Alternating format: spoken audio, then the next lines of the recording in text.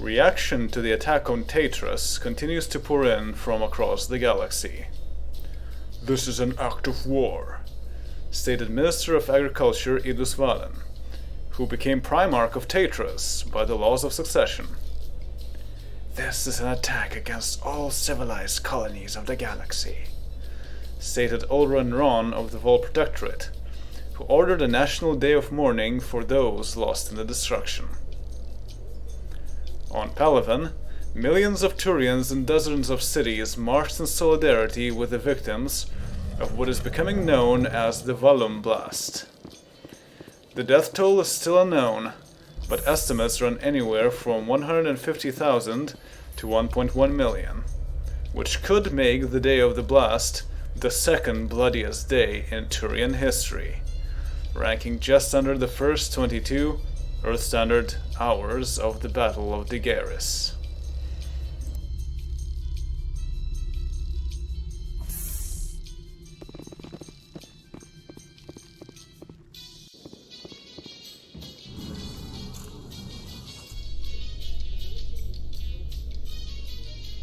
Clearing bodies is just one of the grim tasks firefighters and medical personnel are performing in the city of Vallum tonight. Remains are being taken to indoor gun ranges, helae, throwable courts, any nearby intact buildings with enough open space to accommodate the dead. Even citizens outdoors at the time of the impact were not spared. The sudden blast was enough to burst organs and eardrums in a phenomenon called overpressure.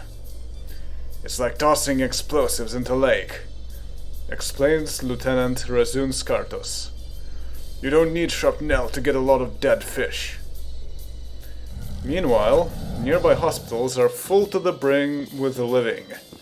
At least 4,500 Turians managed to limp or carry one another to nearby Himona Medical Center, which previously had capacity for only 1,500.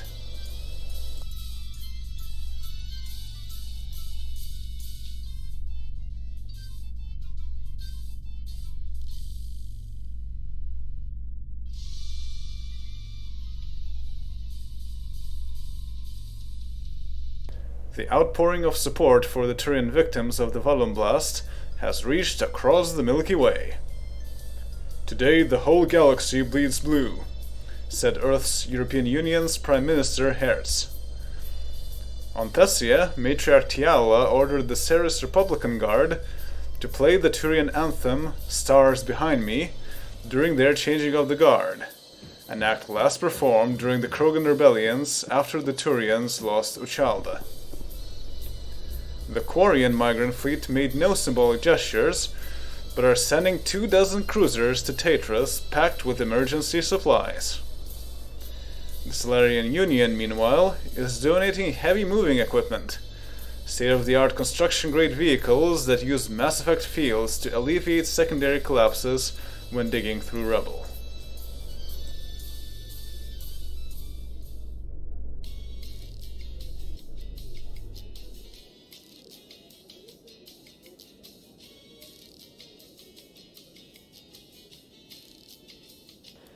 The culprits of the Vallum blast remain at large, but Colonial, Hierarchy and Council investigators are narrowing their search. Only 2 of the 21 groups that now claim responsibility have previously demonstrated the hacking skills necessary to use a spacecraft as a weapon, and only the separate group Facinus is known to have made the attempt. Facinus is believed to be behind the Earth local date February 22nd hijacking of another commercial cruiser that crashed at suborbital speeds in an uninhabited area. Facinus' goal is to separate Taetrus from the Turian hierarchy, who they see as having betrayed the trust of their people. Though Facinus' structure is cellular, its political arms base of operations is in the Diluvian wildlands, on the Taetrus island continent of Eluria.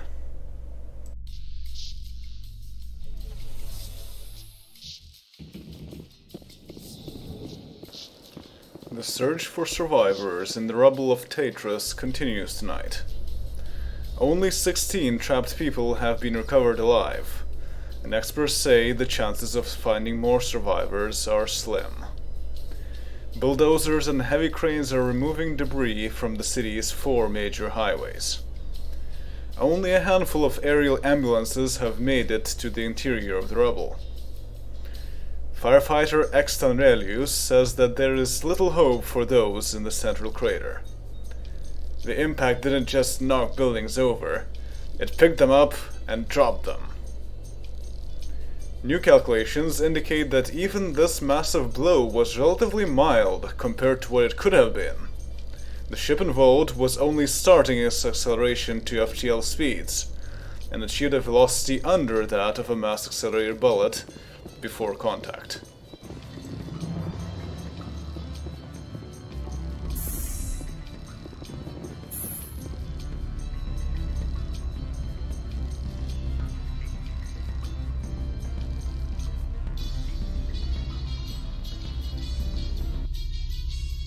Post-production on the mega simulstim Nekaya corridor may be the latest casualty of the Vallum blast. One of the sim's major scenes involves a lovelorn pilot committing suicide by flying a ship into a city at FTL speeds. Asked if this would remain in the final cut, director Morgan Bierster replied, "You'll have to wait and see," but added, "The project deals head-on with themes of death. The title's Nakai is actually a Greek word, the best translation for an Asari tradition asking for guidance from the dead. We're not about to ruin it all with some exploitative sequence. It would be tasteless to further traumatize those hurt by this tragedy." His actions back up these words. The Sims cast and crew have started a charity called Recovery Corridor to collect donations for the families of those devastated by the blast.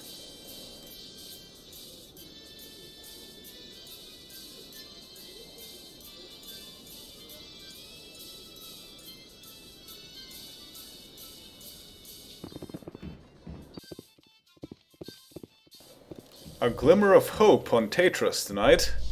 Rescue workers found a Turian child, alive, buried in the wreckage of the museum known as the Enrarium, or the Old Postal Office. The 9-year-old child, found in a club stairwell, is known only as Octa. She has no injuries other than scratches on her carapace and some loss of hearing. She is conscious and being treated for dehydration and malnutrition. The press has not been allowed to interview Octa yet.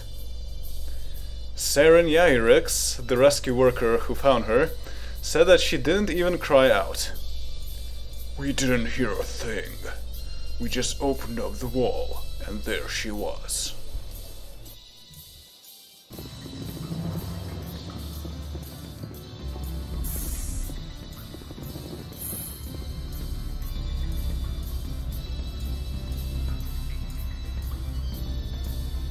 A video of the separatist group Facinus celebrating the Vallum blast surfaced today. Footage shows noted separatist Kihilix Tanus praising pilot Vamiras Coron for his successful aiming of a private vessel and ejecting from it before it accelerated to its hyper-lethal speed. The conversation implies that Squaron bypassed the ship's safety protocols by installing an improvised FTL plotter using an archaic design no longer in service throughout Citadel space.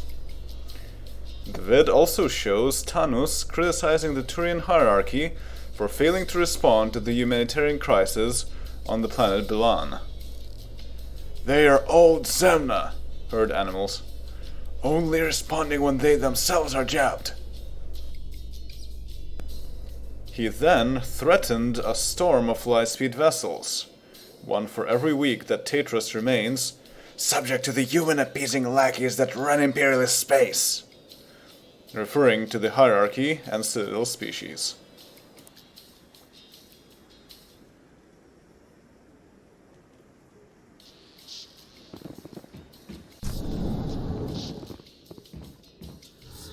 Gruesome news out of Taetrus tonight.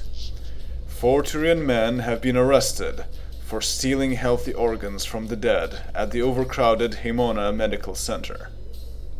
The men posed as nurses and used fake identity cards to gain entry to the hospital's morgue.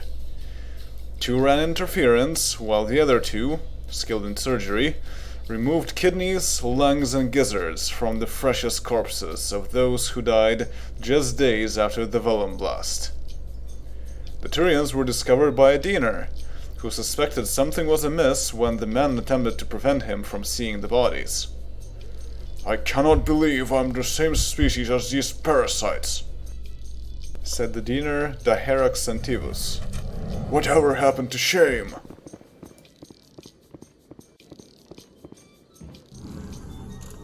As the last fires of Vallum are finally extinguished, new estimates for the numbers of dead and missing in the Vallum blast have been established. Fire marshals now put the number of recovered bodies at 4,278. Military police estimate the death toll at 138,000, based on missing persons reports and traffic flow estimates for the city on the day of the impact.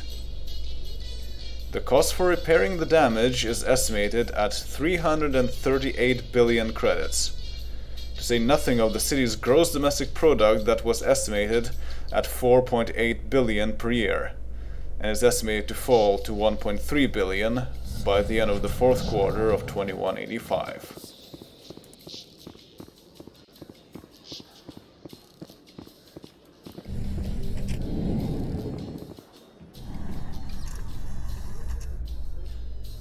The reorganizing of Taetrus' governmental infrastructure following the Vallum blast reached an important milestone tonight, as the colony's Laudatics, the Ministry of Citizenship Rankings, held its first Ozeron since its office was destroyed in the blast.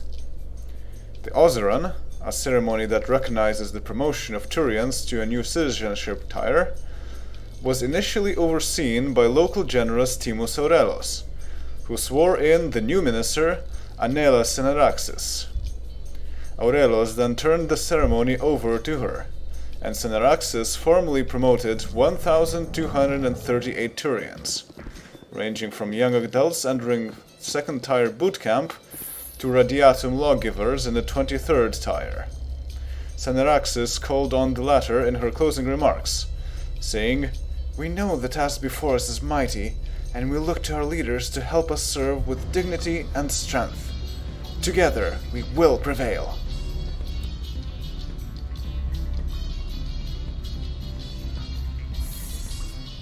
Today, corporate forces on Garvug intercepted a shipment of explosives and weapons to the rebel forces on that planet. The weapons, which included surface-to-air missiles, mortars, and small arms, allegedly came from Clan Urnot on Tuchanka. "This was a critical find," said Lieutenant Colonel Jason Riggs of Binary Helix.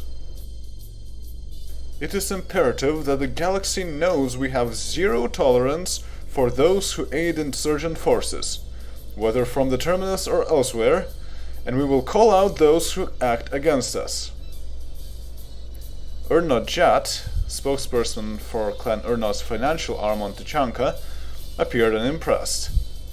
"What is Binary Helix to us? Or Sonax or Guanhui Solutions? They barely come to our planet, let alone sell anything."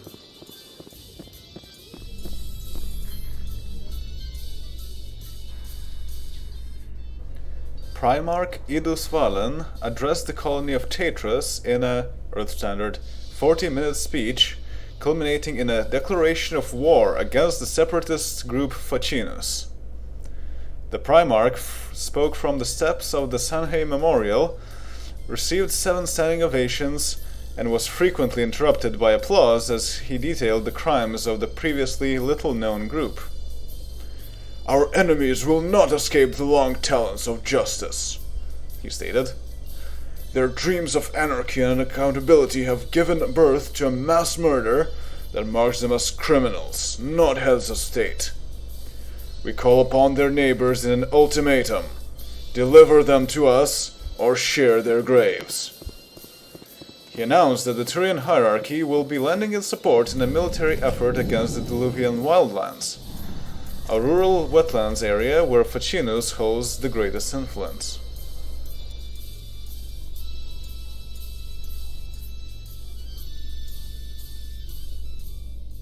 New video and details about the first few minutes after the Vallum blast emerged today. The Carifinum, the emergency management agency responsible for public crisis on Taetrus, delayed its initial response to the calls by half an hour, a critical misstep that citizen advocacy groups claim could have saved lives. The Carifinum released this statement today in its defense. From the noise of the blast and the size of the fires, we judged a nuclear scenario possible, and in fact probable. Our first response, made within minutes of the blast, was to send out teams with particle counters to ascertain if we needed hazard suits to avoid being irradiated. Once it was clear that the weapon used was solely kinetic, we sent every available hand to the blast zone. It would have served no one if our response had gotten our brave rescue personnel killed. Players of the extranet game Galaxy of Fantasy held a virtual march supporting the survivors of the Vallum blast. Over 1 million players attended in the virtual space of Radiatum Park, where an online kiosk set up by the game's developers allowed them to donate to the victims of the blast. The players have been incredible, says community manager Enrique Shofji. The entire basis for the game is Turian mythology. To see Turians under attack like this in real life strikes a chord in our players to do something. Prominent player Alila Minaro agrees. We spend hundreds of hours defending and maintaining this world immersed in Turian culture. You can't do that and not have a little Turian public spirit rub off on you.